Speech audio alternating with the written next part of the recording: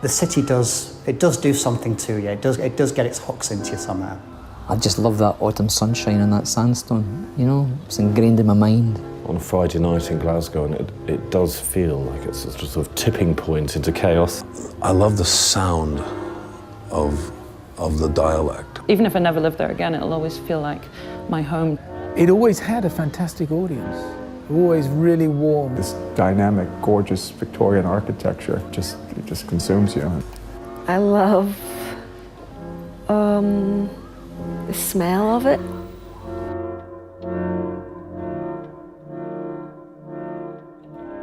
Yeah, I've got a visceral feeling when I cross the Clyde. When we were coming up the train so oftentimes from London, you know, and I stand up there and I always get a bit in between the carriages so I can stand up and look across and look up and down the Clyde, and I don't know, it's a city that engages my imagination, you know. Every time I cross it, I imagine what it was like in Victorian times, just full of bustle of, you know, ships and trade. I think of my great-grandfather, you know, who came to work, you know, from Donegal on the shipyards, worked on a crane, you know, at a time of great sectarian dispute between, you know, the immigrant Irish population coming in. I mean, even historically, you know, it connects up with these things for me. So, yeah, I've got a very special relationship with it. And although I haven't lived there for some time, funnily enough, I still consider it home.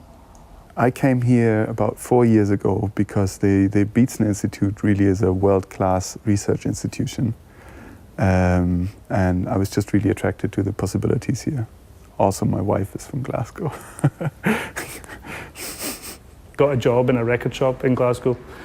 So again, I was coming through every day from Hamilton. Could have got a job in Hamilton, but it was that thing again of sort of wanting to be here. There was just this sense that, you know, you were going to meet fantastic people and your life was be changed. And then finally getting accepted to Glasgow School of Art, and yeah, it was, you know, everything you kind of hoped it would be. I had a brilliant time, I loved it, and met lots of amazing people, changed my life. And I always remember when I got my interview to go to the School of Art, coming up to Glasgow with my mum and dad and my portfolio, and going up to Hill Street. And actually, when I dropped my portfolio off, I went into the Macintosh building, and I really didn't see the Macintosh building as being different from any of the tenements in Hill Street. And it wasn't until I really got into first year when I was actually taught how to look at things, I was taught to see, that I suddenly realised that there was all this stuff around me that I quite honestly hadn't seen before.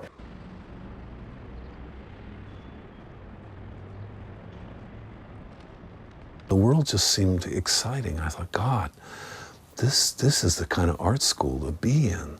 There's a liveliness here that I just didn't expect really anywhere. The very day I stepped over the threshold to be in, to be part of it, you know, it was my first day of art school, and just going, this is one of these days that I'll never forget, because of just the excitement and being allowed in, not as a tourist, but being allowed in as one of its own, come in, you know, and feeling really special. Glasgow is an extraordinary city. It's been one of the most exciting moves of my life. It's an incredibly vibrant international city with a truly international arts and cultural scene. So coming here and discovering it has been one of the sort of greatest adventures of my life. I remember getting my first plane ever on a little prop plane, and eventually after landing peeling my hands off the seat because I was so scared and never flown before. And then coming to Glasgow, and everybody in Scottish Ballet and everybody in Glasgow that I met was so friendly. We used to walk around in fur beaver coats. You remember they were short, sort of squat, and I actually got that from my grandmother. And I used to have hair, and it used to be right down to my shoulders, near enough, blonde. So I used to walk around Glasgow in a fur coat with blonde hair, and I never felt intimidated. I used to get whistled, wolf whistled. The city does do something to you. It does get its hooks into you somehow. It's a very make-do city. You know, stuff happens here. Folk don't sit back waiting for things to happen. They get on with it. It's ambitious. It's got that very Scottish thing. It's kind of quite gallus. Gallus is having a lot of front, being quite cheeky, forward, pushy, mouthy, not willing to be talked down to, you know, but fun and exuberant and brassy. I think because Glasgow is still quite new in its awareness of itself as a beautiful city and as a culturally important city, I think there's a sort of innocence somehow that has allowed people to be quite free in their creativity. With Glasgow, there's always a sense that it can't rest on its laurels. It's a place that is made by the people who live in it. And the way good art has continued to come out of it is not a matter of chance. Yeah, I think Glasgow has this feel about it that is just never, you know, it's never sated. You know, it's a city where people still want things. It's not a city that's kind of bourgeois and just settled. It's a kind of a city where you can really achieve things in a way, and people appreciate that as well. So when you go out onto the street, you know, you can talk with everybody and you can get this feeling that you're really, people acknowledge the work you're doing and really want to participate in it. And there is something really special, I think, about Glasgow, that you have the city, you've got great places to live, you've got the countryside, all very close together. The great outdoors terrifies me. No, I'll do the usual, and you'll potter along to Loch Lomond or something, or go on a wee drive somewhere. It's got hills on three sides. It's like a dish, a city in a dish that's surrounded by hills, with one open end, which is the river end.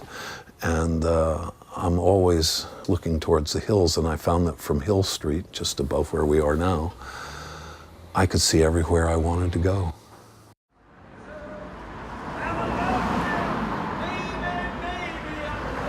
There's so many artists here, and there's a good situation. There's still a good music scene. You know, there's tons of stuff going on. So it's a great size. You know, and so you get to know everyone. You know, it's brilliant. Ever changing, and that it's not become overly touristy. That it still has an element to it which scares people away. Didn't really know what I was looking at first or what to expect.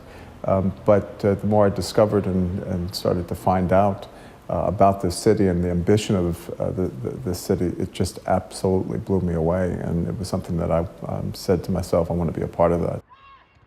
The children have integrated just beautifully. I think the true legacy of our games is going to be their wee Scottish accents, which is absolutely charming and wonderful. And you know, they've really just fit in very well and really call Scotland home now. I think there's a sense about it that more things are possible than in a lot of places which are neater and better tidied up and sort of put together. You always feel like there's some sort of cult that is being sort of evolving in some corner of Glasgow, some sort of underground thing that is taking place somewhere in the city, and that you probably just missed it because you found it. You know? And I think that's quite a nice feeling, actually. It doesn't feel like it doesn't actually feel like a city where everybody knows what everything means and everyone shares a single vision for it, or anything like that at all. It's like very, very different groups of people rammed together, and that friction between them, I think, is a very sort of energising thing about it.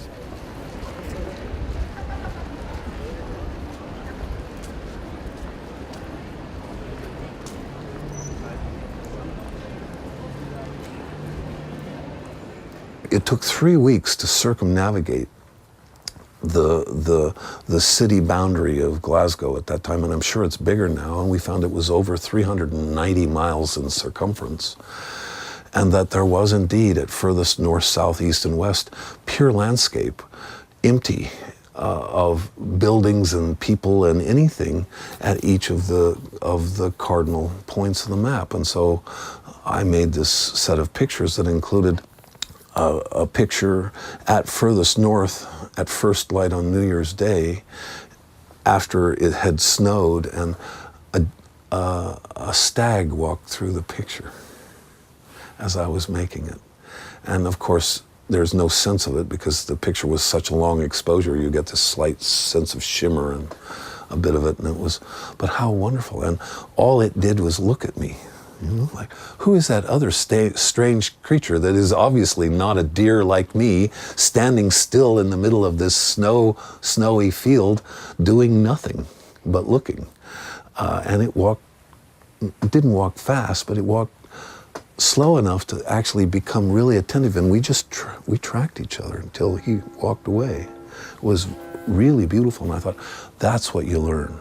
To take the time to know the edge of something is to begin not just to understand an outline, but to begin to understand through extremity what the center, if you will, the heartbeat is like. And so I thought, there's wildness here, there's unexpectedness here, there's unpredictability here. I thought, that's good enough for me. That's Glasgow. I learned that.